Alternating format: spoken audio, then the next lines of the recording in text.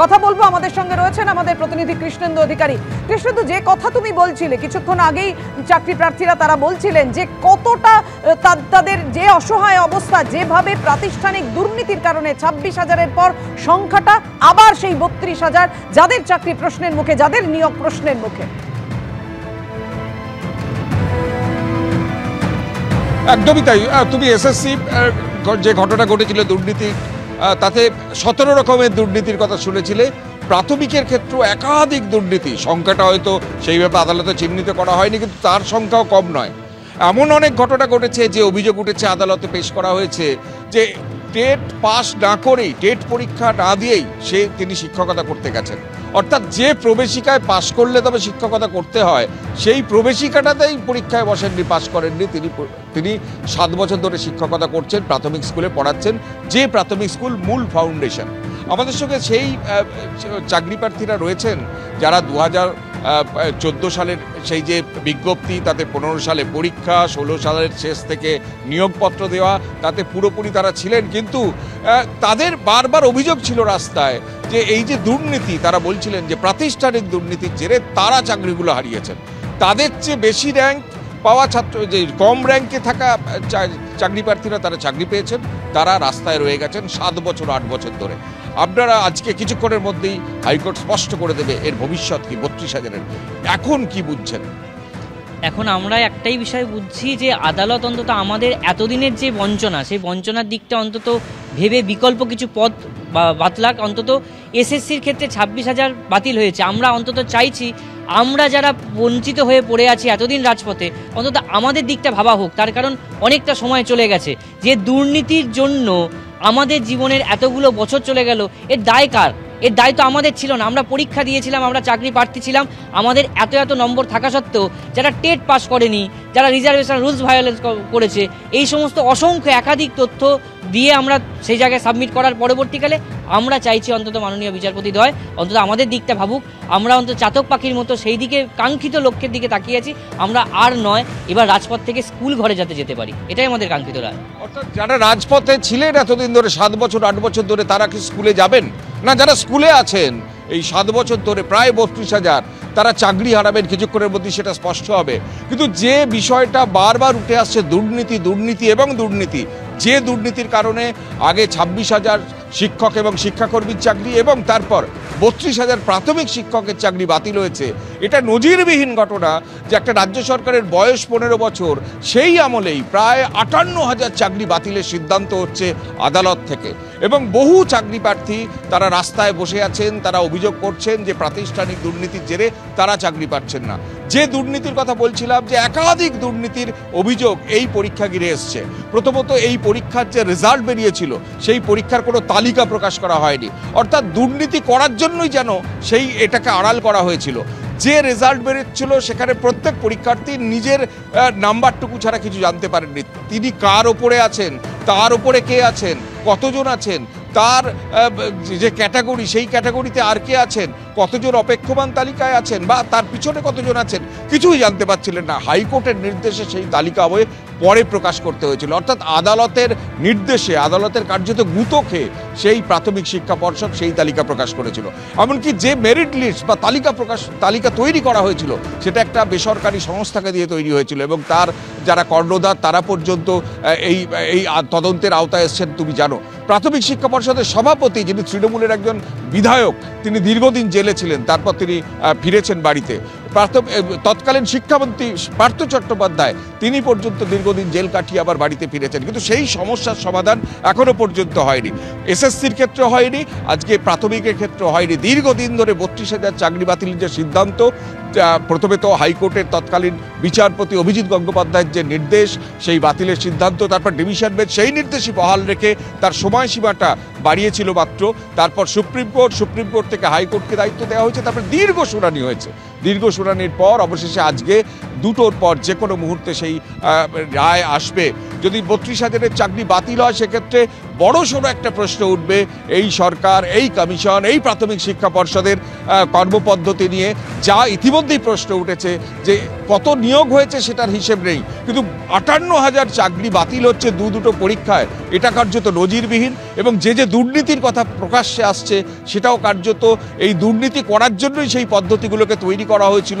OMR কেলেঙ্কারি থেকে আরম্ভ করে এমনকি SMS করে চাকরি পর্যন্ত দেওয়ার এই অভিযোগ পর্যন্ত উঠেছিল।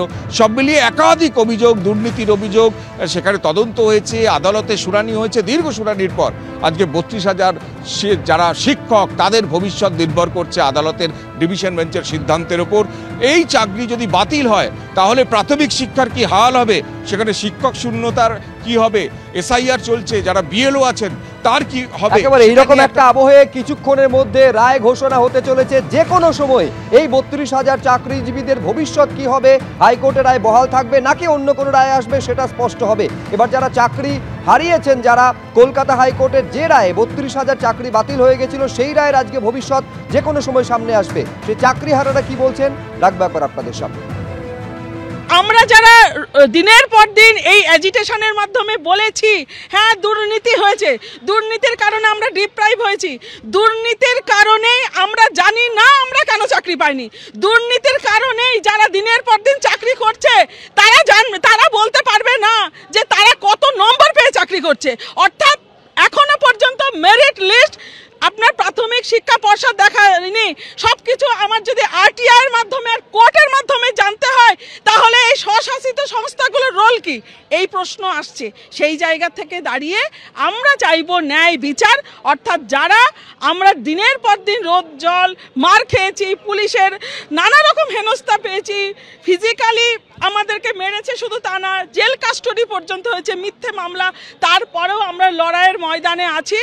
এটা প্রমাণিত হবে যে আমাদের দাবি দাওয়াগুলো সত্য এবং যারা according to rules and regulation যারা আমরা যোগ্য বলছি সেটা যাচাই করা হোক এবং যোগ্যদেরকে স্কুলে যাতে পাঠানো হয়। কারণ যদি প্রাথমিক শিক্ষা ধ্বংস হয়ে যায় তাহলে জানবেন ফাউন্ডেশন অলমোস্ট স্ম্যাশড হবে। এর আগে আপনারা জানেন যে 9, 10, 11, 12 গ্রুপ সি গ্রুপ ডির ক্ষেত্রে প্রাতিষ্ঠানিক দুর্নীতি হয়েছে। এইটা একেবারে কলকাতা হাইকোর্টে বিচার প্রক্রিয়া চলার সময় বারে বারে সামনে এসেছিল এবং 2016 পুরো প্যানেল বাতিল হয়েছিল, যাতে 26,000-এর চাকরি চলে গেছিল। এক্ষেত্রেও এটাও 2016 প্যানেল, যেখানে 42,500 জনের নিয়োগ হয়েছিল, তার মধ্যে 32,000-এর চাকরি বাতিল হয়ে যায় কলকাতা হাইকোর্টের নির্দেশে। একেবারে বিচার প্রক্রিয়া ক্রমপর্যায়ে কিভাবে এগিয়েছে আপনাদের সামনে আমরা তুলে ধরছি। সেই চাকরি বাতিলের যে নির্দেশ, তার বিরুদ্ধে ডিভিশন বেঞ্চে যায় রাজ্য, সেখানে সেই রায়ের ওপর স্থগিতাদেশ দেওয়া হয়, কিন্তু যে 3 মাসের মধ্যে নিয়োগ করতে বলা হয়েছিল বাড়িয়ে সেটা 6 মাস করা হয়। এই অংশের বিরুদ্ধে আবার সুপ্রিম কোর্টে যায় রাজ্য, সেখান থেকে আবার কলকাতা হাইকোর্টে ফেরত পাঠানো হয় এবং যে মামলার রায় ঘোষণা কিছু সময়ের মধ্যে হতে চলেছে। এই মুহূর্তে রায়দান প্রক্রিয়া চলছে এবং কিছুক্ষণের মধ্যে এটা স্পষ্ট হবে যে কলকাতা হাইকোর্ট ঠিক কি রায় দিল। বিচারপতি তপব্রত চক্রবর্তী এবং বিচারপতি ঋতব্রত কুমার মিত্রের ডিভিশন বেঞ্চ কি সিঙ্গেল বেঞ্চের যে রায় ছিল 32,000 চাকরি বাতিলের তা বহাল রাখলেন নাকি অন্য কোনো রায়, যে কোনো সময় সেটা স্পষ্ট হয়ে যাবে। কিন্তু প্রশ্ন হচ্ছে এই যে দুর্নীতির কারণে যাদের খেসারত দিতে হলো তাদের ভবিষ্যৎ কি হবে, এইটা সব থেকে বড় প্রশ্ন। যারা যোগ্য অথচ দুর্নীতির কারণে চাকরি হারাচ্ছেন তারা আজকে প্রশ্ন তুলছেন। সরাসরি কৃষ্ণেন্দু অধিকারীর সঙ্গে কথা বলবো। কৃষ্ণেন্দু,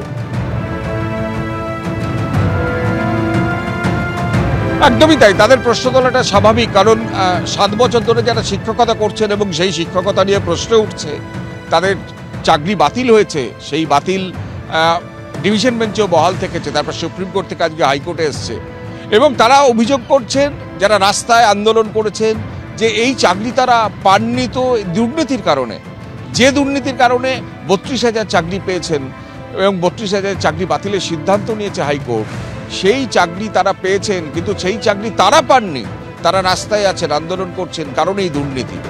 এবং আমি সরাসরি অরুণিমা বহু আন্দোলন করেছেন, এমনকি পুলিশের সঙ্গে ধস্তাধস্তি হওয়ার সাক্ষী হয়েছে, হাত কামড়ে দেওয়ার মতো ঘটনা ঘটেছে, এমনও অতীতে আমরা দেখেছি। এই যে এত আন্দোলন, সেই আন্দোলনের আজকে শুরু হবে। প্রথমত বলি, আপনি যেভাবে শুরু করলেন হাত কামড়ে, তারপরেও কিন্তু আমার বিরুদ্ধে মিথ্যে মামলা দিয়েছে প্রশাসন। এখন আমি আইনত যদি আপনি বলেন, আমি কিন্তু অভিযুক্ত সেই জায়গায়। আমি আজও জানি না আমার অপরাধ কী। আর তার প্রেক্ষিতে আপনি যে জায়গাটা তুললেন প্রশ্ন যে দুর্নীতির শিকার, আমরা শুরুতেই বলেছি এবং আজকে যে এই 32,000-এর চাকরি যেটা চ্যালেঞ্জের মুখে, তারাও কিন্তু একটা বড় অংশ দুর্নীতির শিকার। এখানে কিন্তু যারা ইন সার্ভিস চাকরি করছেন আর যারা বলেছিলাম কিনা দুর্নীতির কারণে আমরা চাকরিগুলোকে অ্যাচিভ করতে পারিনি, তাদের মধ্যে কিন্তু কোনো রকম লড়াই বা কোনো এটা কিন্তু নেই। এই ন্যারেটিভটা ঠিক হবে না।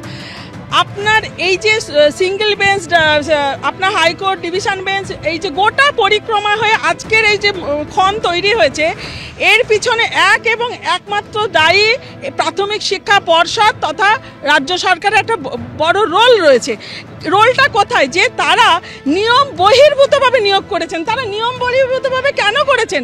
কারণ এখানে আর্থিক লেনদেন হয়েছে, চাকরি বিক্রি হয়েছে, তা কিন্তু কার্যত প্রমাণিত।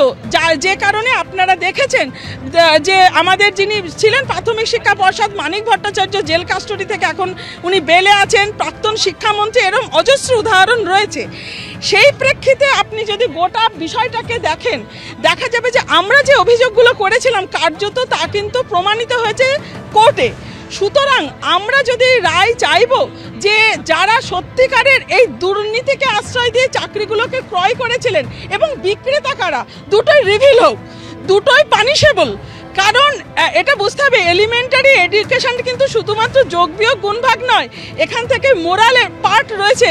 এবিপি আনন্দ, এগিয়ে থাকে, এগিয়ে রাখে।